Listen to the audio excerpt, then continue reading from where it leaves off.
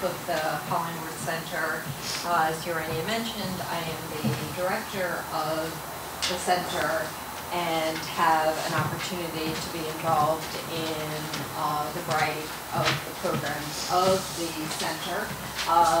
We do have folders available if you didn't get one up here. And you'll see an ivory color sheet in there which gives you information about all the different programs of the center. I am delighted once again to reintroduce two of the wonderful people that I work with each day in the center, the co-directors of the Science Camp program, Michele, Damiano, and Jacquelyn, Duran. So let me begin by telling you a little bit about the Hollingworth Center. So the center was established in 1981 as part of the Department of Curriculum and Teaching, and it's a service, research, and demonstration site. And two key aspects of the center's mission are to, one, provide our graduate students with clinical experiences that are closely tied to their academic programs in order to prepare the next generation's leaders in education, and two, to design and implement demonstration programs that serve children and families in the community and provide model programs to educators to improve practice in educational institutions. Now, the Hollingworth Science Camp is just one of the many programs that the Hollingworth Center has. The camp began in 1991 in response to the marginalization of science in elementary school classrooms. What we found was feedback from our student teachers confirmed that their placements provided little to no opportunity to teach science, and so they were eager to experience this. And so we have two goals for the science program. One is to develop a model science program for elementary-age children, and two is to immerse our graduate students in this model program so that the next generation of elementary school teachers will be well equipped to teach science and will understand the urgency of doing so. So the Hollingworth Science Camp hosts 200 children from grades kinder through 4th grade, and they join us for innovative, hands-on, inquiry-based science explorations. We often refer to it as a hybrid program because it's something in between school and camp. The days are structured much like school days in that we start with a morning meeting, we have read-alouds, and we have daily science lessons. But we also have a lot of aspects that are camp-like, such as outdoor play, choice time, circus moves, field trips, and we also bring in special guests to entertain the campers as well.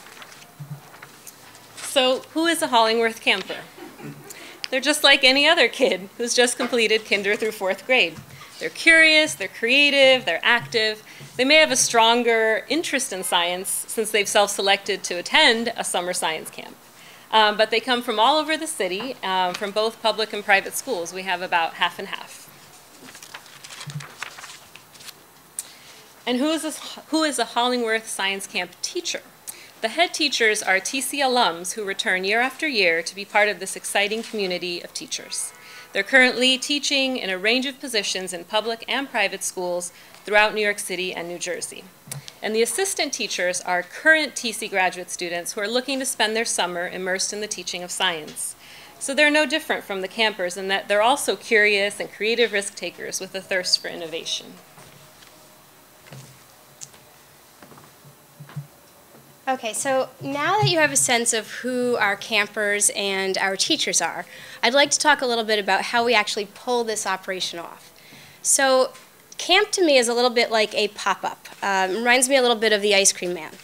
In the fall, he disappears. In the winter, nobody sees him. As soon as spring rolls around, we all recognize that familiar tune that plays over and over throughout the summer. That's a little bit like camp. Throughout the year, we're working behind the scenes to prepare for July. And in July, camp literally pops up. We use the same classrooms that the graduate students use in Grace Dodge and have almost instant camp. So the way we do that is what I like to call Extreme Makeover Camp Edition, only Ty Pennington does not come. We spend 3 exhausting days at the end of June, literally starting with a blank canvas. We take out all of the adult furniture and we bring in little kid furniture. We bring in rugs, we bring in games, we put up bulletin board paper, and we have an instant camp. Give you a minute to take a look at the inside of our classroom.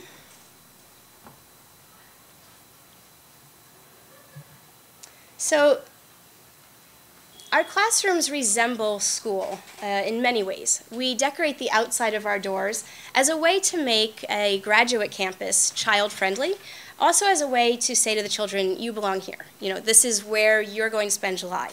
On the insides of our walls, we have word walls, we have wonder walls, we have charts that all document and are trails of the children's thinking throughout the month of July.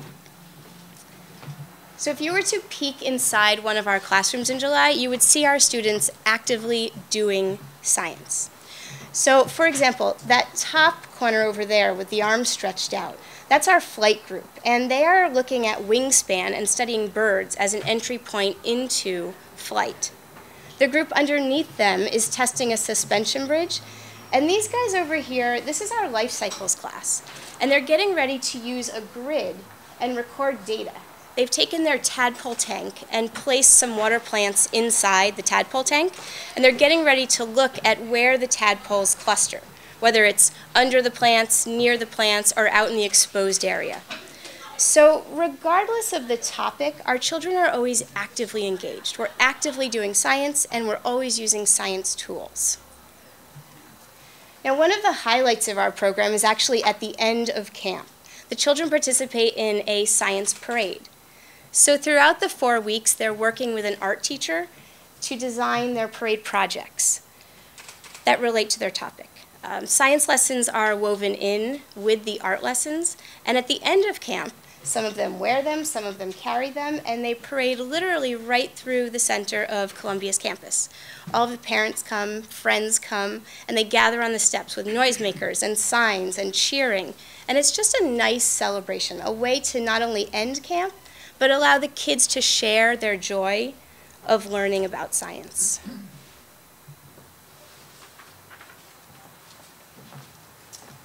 So why science? Well, given the testing standards and the emphasis on reading and math, science instruction is often neglected. So teachers are facing a lot of pressures, and helping them become more comfortable with not only the approach to teaching science, but also the content. We hope the teachers will be better able to integrate science into their classrooms.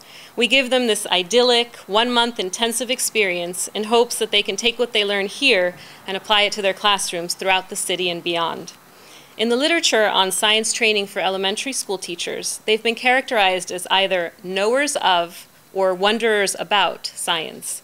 So the knowers tend to focus on the facts, getting the answer right, and getting things to work correctly, while the wonderers tend to value opportunities to try things out for themselves and to discover scientific knowledge. So our goal is to create wonderers in both the teachers and the students, creating people who approach the world through an inquisitive lens. And so we work with this next generation of teachers who's going to be impacting change and working directly with the children. In an attempt to address major advances in science and provide a framework for educators, their new science standards were just released actually this week, titled The Next Generation Science Standards for Today's Students and Tomorrow's Workforce.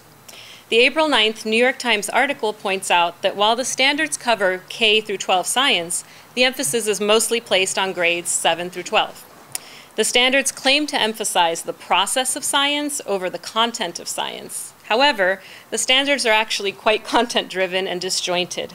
They assume there's this core of information that all young children must know to be scientifically literate.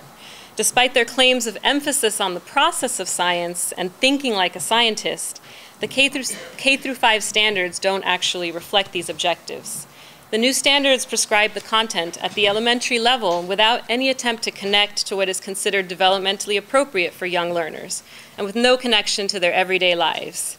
These topics are a mile wide and an inch deep, which is the constant criticism of science curriculum in general. No consideration has been given to what constitutes meaningful science experiences for young children. Unfortunately, it appears that the new standards do not move the teaching of elementary science in a new direction.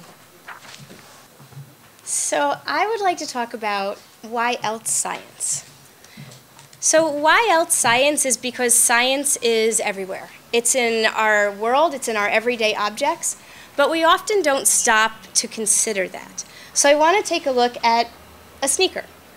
Most of us probably have some form of athletic shoe attire at home. but how many of us actually stop and think about the science behind that sneaker? So one of the things that we start to think about, in a broad sense, is how many people collaborated to produce this sneaker. Everyone from athletes and doctors and engineers and scientists went into looking at shoe design. It's actually a very complex process that involves biomechanics. You have to understand how the body moves and the forces that impact the body when you're jumping and running and playing in order to design a shoe that can support you for stability and shock absorption. So when we think about all of that, I'm really boiling it down very simply. But the point is, why science? Because science is in everyday objects. The other thing we want to think about is not just the object itself, but its impact on the world. So Nike has recently announced a partnership with an organization or a company that will help them engage in more sustainable textile production practices, which, to simplify that, basically means that they're going to begin to consider their dyes and detergents and how they impact the environment. So I'd like to continue on with the sneaker. Now, one of the other advances that Nike has recently talked about is their Nike Plus basketball trainer. So this shoe has multiple sensors. So not only can it track how far you've gone and how many steps you've taken, but it can also track when you're idle and moving. It can track how far you jump, how high you jump, and it takes all of that data and syncs it with your phone. Now you can take your phone, and you can sync your phone with a friend's phone. So you can compete against your friend and challenge your friend. Now this is clearly not designed for someone like me, who drags themselves to the gym once a week.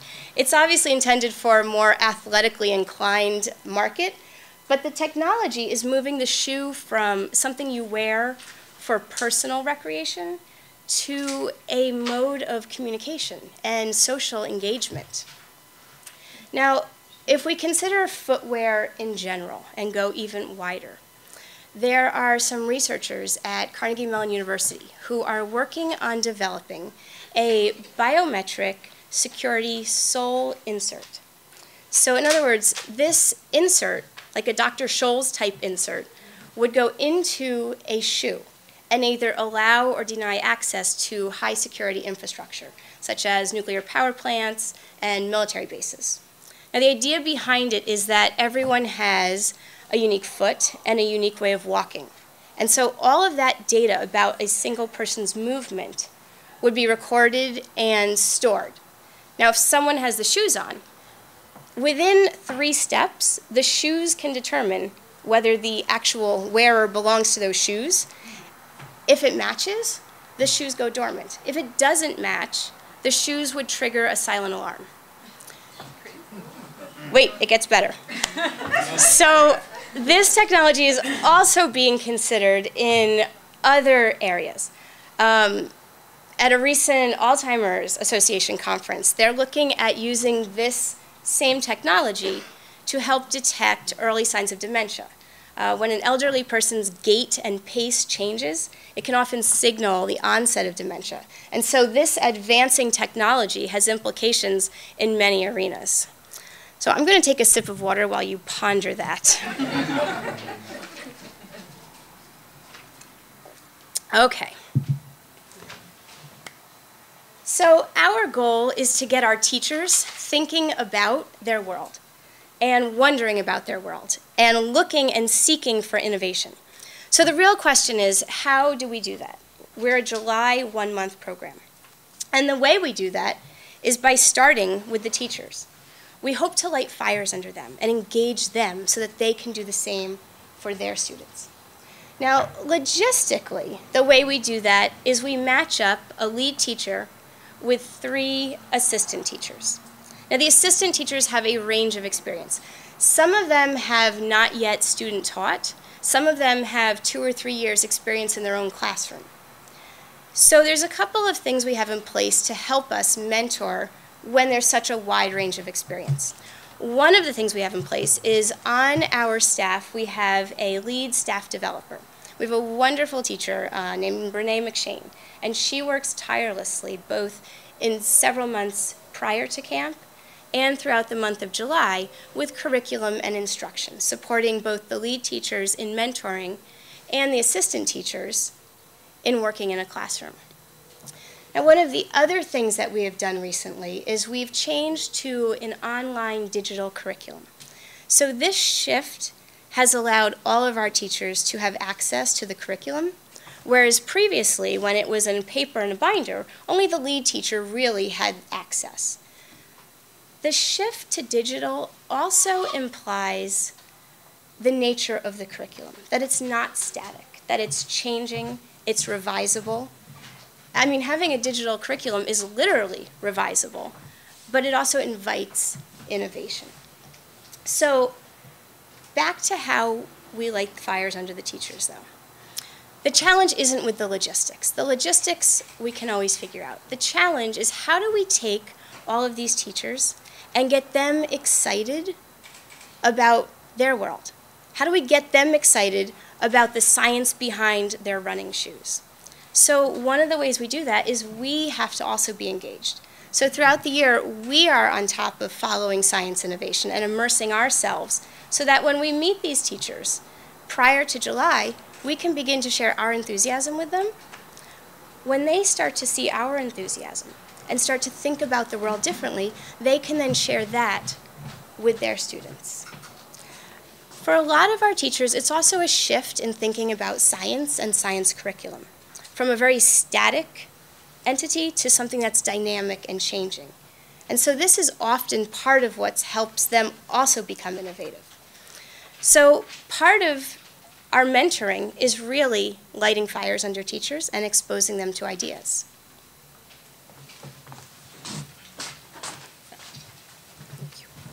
So the strongest mentoring aspect of our program is the program itself. The teachers are immersed in a month-long experience of in-depth science exploration.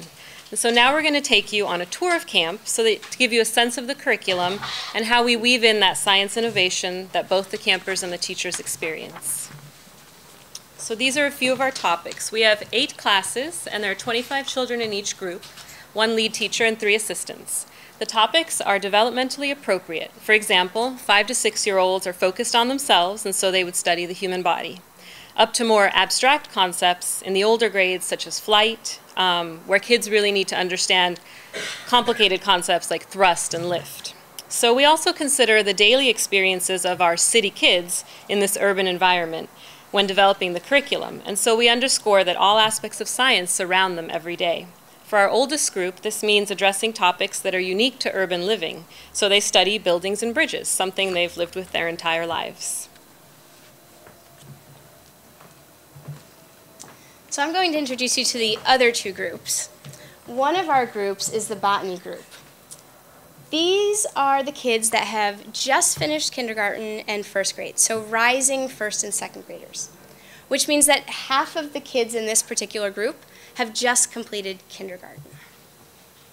We're not going back to the shoes, but I want to point out that half of the kids have just completed kindergarten, so some of them can't actually tie their shoes yet. So keep that in mind as we travel through this curriculum. Now, we start out by introducing the kids to a variety of plants in different habitats. We talk about plant parts, we plant seeds, everything that you would expect to do with a 5 or 6-year-old. But one of the hallmarks of our program is that we also take some pretty complex ideas and make them accessible for the little ones. So as soon as we learn the parts of a plant and the functions, we pull out the microscopes and we look at plant cells. And the teachers use very scientific language with the kids, and then the children in turn also use that scientific language. We build a lot of models. This particular model happens to be Jell-O and grapes and raisins. But the children also learn how to document their learning and speak about their ideas scientifically. Now, before we go on, let me just remind you that some of these kids can't tie their shoes, but they can talk to you about the parts of a cell. So from there, we take the content and we look at what do we do with this content? What's happening in our world with reference to botany? So this is a vertical farm, and we start to introduce the kids to the idea of vertical farming. Now, what's interesting about this is when we initially integrated this into the curriculum, vertical farming was an idea in conception. And then I believe it was either October or September of 2012, Singapore opened the first vertical commercial farm. And so our curriculum is changing as the world is literally changing around us. This also changes the story of food. So we talk a lot with the kids about how food gets from farm to table. Now for Singapore, I believe it's 7% of their fresh vegetables are grown locally. So a vertical farm can change that story. So we're looking at not just the content, but how the larger topic of botany is impacting people's lives. Then we also bring it back down to the classroom. So we create a mini vertical farm, and we talk about hydroponics. And so the children test out trying to grow plants without soil in various mediums. So before we plant, they might test out and debate whether or not they can sustain a plant in something like rice, or with a sponge, or volcanic rocks. We've done Legos and plastic toys. A lot of times their idea is that the roots could wrap around to anchor in. And then we actually plant the plants and we watch what happens. Now, we want to show you a video about a vertical farm that is slated to open in 2016 in Chicago. I have to preface this video, though, and say that this is not a video that we share with our 5-year-olds because it talks about beer production. And as advanced as we get, that's not a topic that we conquer. This farm is fascinating. It goes beyond a vertical farm. So we'll show you this video. It's a lot to take in at once. I think we watched the video about 15 times the first time we saw it. So let's take a look. And we'll hope the sound works as well. Let's check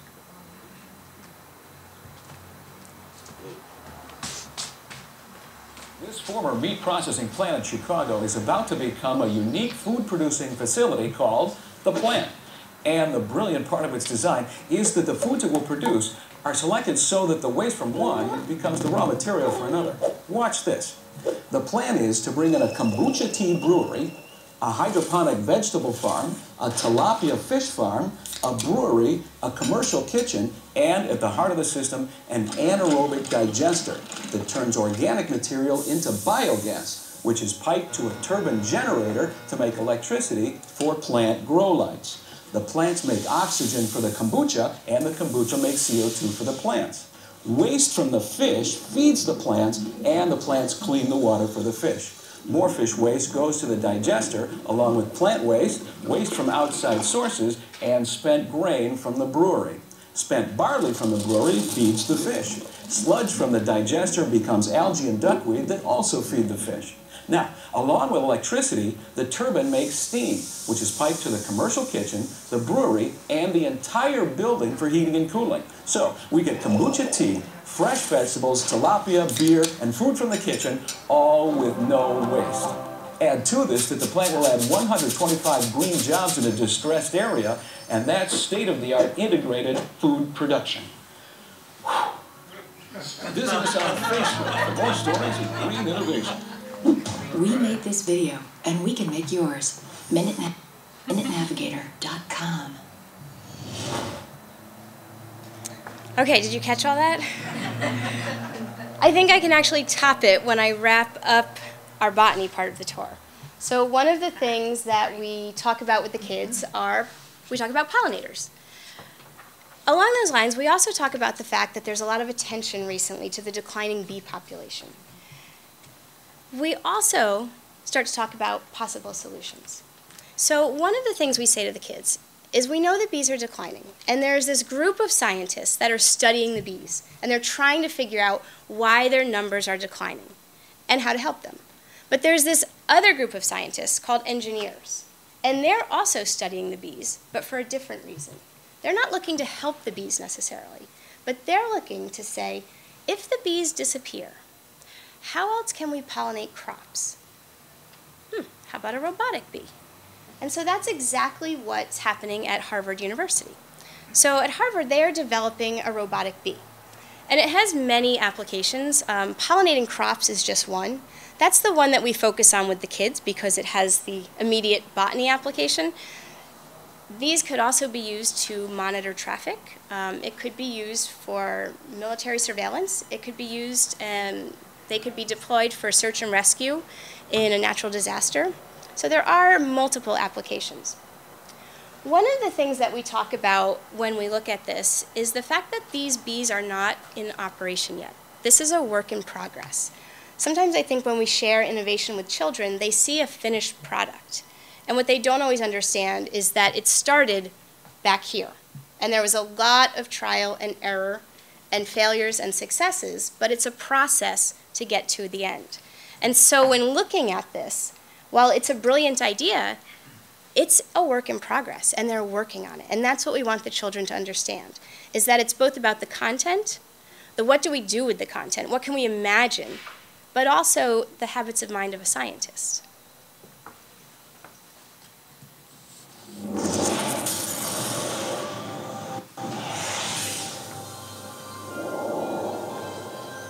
It all started with a TV show, Silence of the Bees, about honeybee populations in steep decline. Electrical engineers Guyon Bui and Rob Wood at Harvard University saw a challenge, and so began the creation of the Robobee, a miniature flying robot. Nothing is off the shelf, and so we have to develop all of the physical components from scratch. So all of the things like how are they going to talk to each other, coordinate all the algorithms for having a colony of them work together. In this setup is where we do all of our flight tests. Wood put together a diverse team of collaborators to get the Robobee project off the ground. The Expeditions Computing Program is looking for new architectures for computing, new ways of thinking about different important problems in computer science. One challenge, to design the tiny folding exoskeleton that houses the bee's wings, motors, and electronics. Inspired in a lot of ways by children's pop-up books, where we can take a variety of different materials and layer them up and laminate them together. Wee heads up the team that's developing the intricate multitasking computer chip brain. We have different regions of the chip responsible for different things. We also have an electronic nervous system within the bee brain that tells it to flap its wings. Power is another issue. If the fuel source is too heavy, the bee can't fly. We have a collaborator that's making microfuel cells that should be much better than the batteries that we're putting together. There's so much that goes into just achieving what bees in nature just seem to do without any effort. Now they're hoping to build a colony of interacting robo-bees. There will be no need for a queen bee, but they do plan to design a hive that will be used as a refueling station. One day, a swarm of these micro-robots could be deployed to search for victims after a disaster, for example. And even though that would be years away, Wood says the advancements they've made so far are already creating quite a buzz.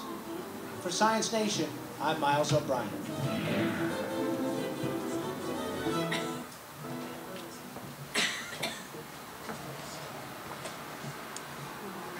So I think, that example is fascinating on so many levels, both the actual engineering of it, but also the possible applications. And I think that's part of our aim with the kids, is to get them to understand the content, but then also be able to imagine the future and imagine future possibilities. That's also one of the things that I think is so exciting. When the kids get picked up from camp, they're always telling their parents what they've done. So when a 5-year-old gets picked up and says, I learned that bees pollinate the flowers, parents are happy.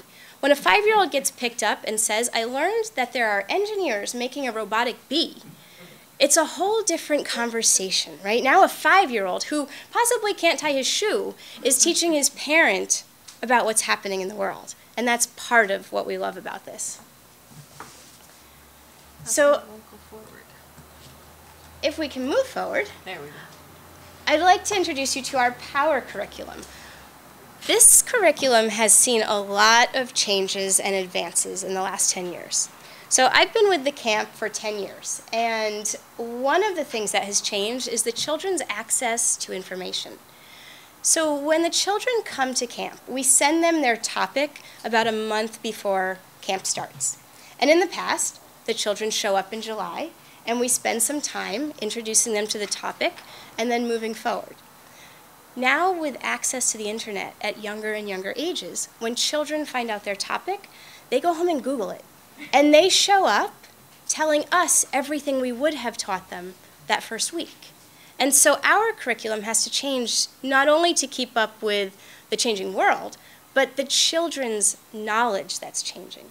Now, the Power curriculum itself has also undergone a lot of revisions and a lot of changes because renewable energy is changing so quickly, especially when we think about solar power. We used to teach the kids, what is solar power? What is this new idea we have? And now they know that. So now we look at, well, we know what solar power is. So how does it work? And what can we do with it? What are some possible applications? And we try and tie those applications back to their world again. So this top picture, one of the things that New York City does is it uses water heated by solar power to wash the subway cars. So this is always one of the things that either fascinates the children or the teachers. We're not sure which one more, because it's so relevant to our world right here in the city. But taking it back to Singapore again, another urban environment, this is also within the last year. Apparently Singapore has had a lot of developments as well. These are super solar powered trees in an urban park. And it's hard to tell, but these are the people. So they can stand up to 16 stories tall. At night, they can light the park, but they also provide power for the surrounding buildings. Now, one of the other aspects that we point out to the children is that these super trees are also vertical gardens. And we start to look at the overlap of topics. Oftentimes, kids see things in a box. I'm studying power, this is what I'm learning. But then we start to look, you're studying power, but here's botany. But we're also talking about structures. And so getting them to look at how the different areas of science overlap is one of our aims. So another example of where solar power is in our immediate world is with big belly trash compactors. I don't know if anyone's seen these yet. If you haven't, you may soon start to, because now you're primed to notice them, because they're popping up in cities. New York City has several of them. There's one in Morningside Park, which I honestly walked past I don't know how many times until I realized what it was, and now I notice them. There's some in Union Square, and there are several in Times Square. Because one of the things I've learned about the garbage in New York City is that Times Square can produce about 900 bags of garbage a day. So when you think about that, this is not only a solution to that problem, but it runs on solar energy. Turn the volume down.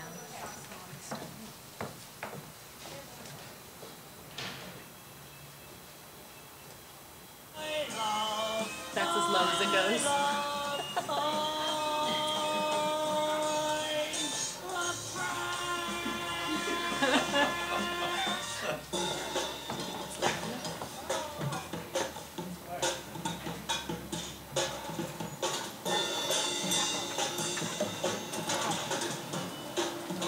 Everybody has trash. Everyone's spending a lot of money on trash. And we all would like to reduce that, as well as reduce the amount of fuel we need to burn to collect the trash.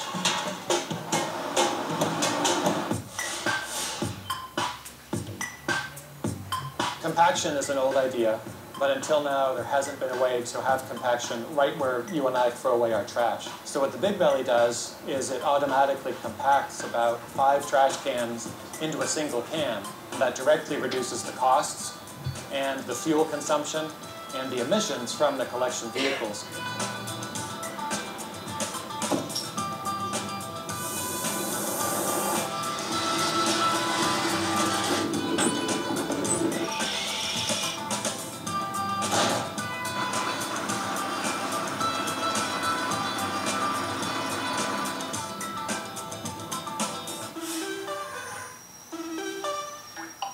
So basically, as you come up to the Big Belly, you simply open it up, drop your trash in. As the bin on the inside fills up, there's an electric I-beam that when the trash gets high enough to break that beam, that triggers the motor. It's just like a flat plate of steel that stomps the trash down inside the machine, making room for more. It eventually gets full, And when it gets full, the light on the front goes from green to yellow, telling it's time to pick up. And the Big Belly also has a wireless notification system. So it sends a text message to a central computer when it gets to yellow, and they can see in real time which ones need to be picked up. A normal trash compactor really wouldn't be viable on the street just because you'd have to plug it in somewhere. This one, by running entirely on solar power, uses no energy off the grid at all. The Big Belly only uses about the same energy as a little Christmas tree light bulb.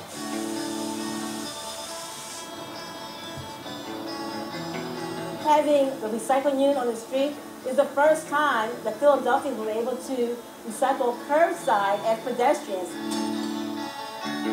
Now, cities are great places for people to work on living in harmony with nature, and the Big Belly fits in right with that by making the collection and the recycling of waste a lot more efficient. This is a great city, and we hope that people come and visit just to see our trash cans.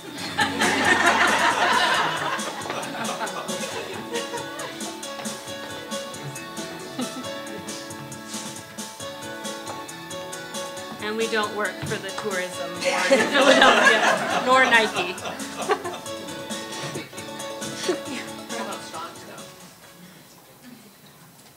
So, one of the things that I love about the Big Bellies is the kids can make connections to the content they're learning when they see it happening in their world. And we had one of our campers went to Philadelphia, and I got a picture in my email of this little girl posing with the trash compactor, which must have looked ridiculous to anyone passing by, but it was fantastic. She was so excited to see that what she was learning about was actually happening. So one of the things that happens at the end of camp is we have an expo for the parents. It's a little bit like back to school night, where the children have their parents come in the morning and they show them what they've been learning. Now in the Power Group, one of the projects they work on is what we call Power City. So throughout the 4 weeks as they're learning about different aspects of power, they brainstorm how this will impact their Power City. Now this particular picture is the Power City of 10 years ago. When I first started with this curriculum, it was mostly about building circuits and providing electricity to the town. Fast forward to last year, this is Power City. Now, from afar, it might resemble something similar. Lots of big buildings, some green spaces, some roads, but when we start to look up close, we can see how the changing world and the changing curriculum has impacted the changing Power City. So this is the movie theater that, of course, is powered by solar panels. This is the local market where you can get free water, and it also uses solar panels. Now, over on the left is a rooftop farm. So the children are beginning to think about urban spaces and how to maximize on those urban spaces. And on the right, solar power was a big topic with them last year. This is the delivery car for the farm, which is also solar powered. And of course, no Power City is complete without a wind farm. So the curriculum has really impacted the children's ideas. So to take this back to the shoes, to take it back to our everyday objects, I want to leave you thinking about the cell phone, another everyday object that most of us interact with on a daily basis, if not hourly basis for some of us. The cell phone has recently celebrated its 40th anniversary, and it has undergone incredible changes. And so I'd like to leave you with a video that documents those changes and really starts to ask, so what's next? Which is what we're hoping to get our teachers and our campers to think about, is what's next? What's coming that we can't even begin to imagine yet? This is the one where the volume is. Oh, and this one has a little advertisement, which we can skip in 5 seconds.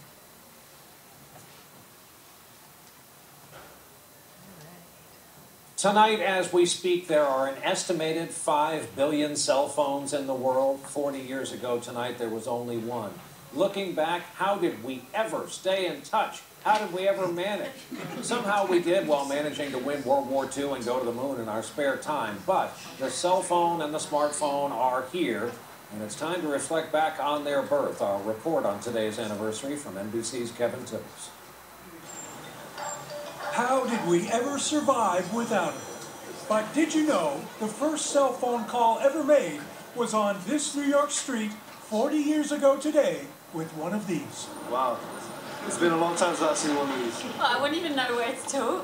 The man who made that call, 84-year-old inventor Martin Cooper. Think about it, Kevin. The whole idea of a phone call changed. It used to be that when you made a phone call, you were calling a place. Now you're calling a person. Sure, there were spoofs from Maxwell Smart's shoe phone to Captain Kirk's communicator. Scotty. But the Motorola Original, a foot-long, 2-pound chunk of hardware that held just a 20-minute charge.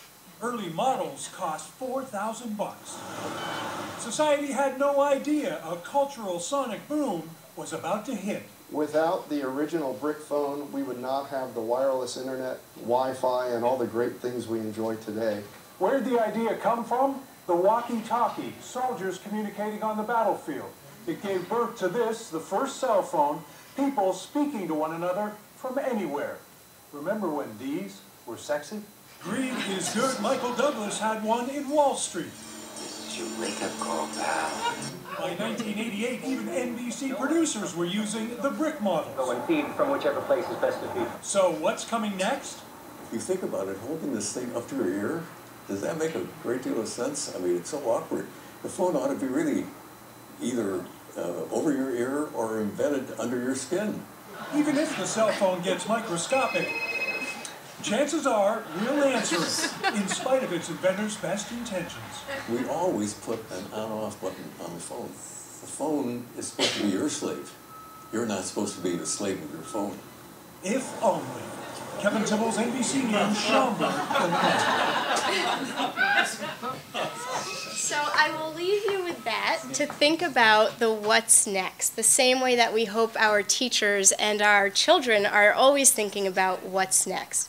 You know, we laugh at some of the ideas of innovation, but we may, who knows how many years down the road, be dialing on our hands and, you know, double pulling to answer an embedded cell phone. So we'll open it up to questions now, not about the cell phone. I don't have those answers, but I'm happy to field, all of us are happy to field any questions about camp, mentoring, our science program. So as everybody knows, one of the big issues in science education is that it seems to be the preserve primarily of white and Asian men. So those are the people who become scientists, not the life sciences necessarily, except for the life sciences. A lot of them go into biology, so any sense of whether or not this new approach you're taking would lead to more interest in science and technology of women and people of color who are, not Asian, and come from impoverished urban environments? I mean, is it something you could follow or with your classes? Let me talk a little bit about what we're starting to notice in camp, and then I'm not saying that should be your goal, by the way. No, just, but it's an interesting question, and what I'm thinking about is one of the things that we ask the children to do when they come to camp. We, for many years, probably before I was even with the camp, which is why I'll also let Lisa Wright jump in, is we ask the children to draw themselves as a scientist. And what we get is exactly what you were describing. We get the white, for the children that are white, we get, the white person in a chemistry-looking lab coat. And what we notice is towards the end of camp, especially for the children that have been with us for multiple years, we have a whole cohort of kids that start with us in kindergarten, and then we graduate them out when they finish 4th grade. And their conceptions of science and scientists change. They start to see themselves as botanists and as zoologists, rather than this idea of, well, science is done in a white coat in a lab. So that's, I would love to say that that continues and carries with them. We also try and expose them to scientists, intentionally choosing models that they may not be familiar with. The Wonderwall is basic. The basic idea behind it is that we all have questions about our world and about our topic. And so the Wonderwall starts as a blank bulletin board, and as the children engage in activities or engage in discussions, they take Post-it notes and write down things they're wondering about. And it varies in the different age categories. You know, the children do it more independently in the upper grades. In the lower grades, I've seen the teachers take pictures of the children and put them on the bulletin board, and then when the kids have questions, they write it down and put it near their picture. Some of the classrooms do it as topic specific, and then when they are topic specific, they're able to do some research into it and dive into it, both through their investigations or the teachers, you know, being able to read the Wonderwall, provide information and material to help them research. Some teachers do it as a Wonderwall in general. You know, as we embark on this journey through science, what else are we wondering about the world? And I think the emphasis isn't necessarily on finding the answers as much as it is about questioning and being curious. One of the things that happens in school is we separate things by subject. So the kids go to science for an hour. When they come back, they go to math for an hour. And in some schools, the integration is possible. In other schools, it's not. And so they start to see them as isolated events. One of the benefits, I spoke earlier about Renee McShane, who is our lead teacher mentor. In her year-round job, she is actually a math specialist and mentors teachers. And so she's been very instrumental in helping us add in math very seamlessly. One of the things I think is so interesting, especially with the older grades, is that as we're integrating this math into their flight or into their structures, they are, I mean, having the same experience you had with statistics.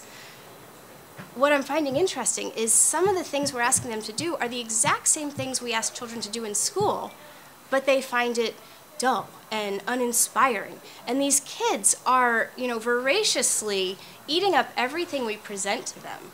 And so we're really looking at how to combine those two very seamlessly in our program to move them towards seeing how math is relevant in their life and in science, and how math and science.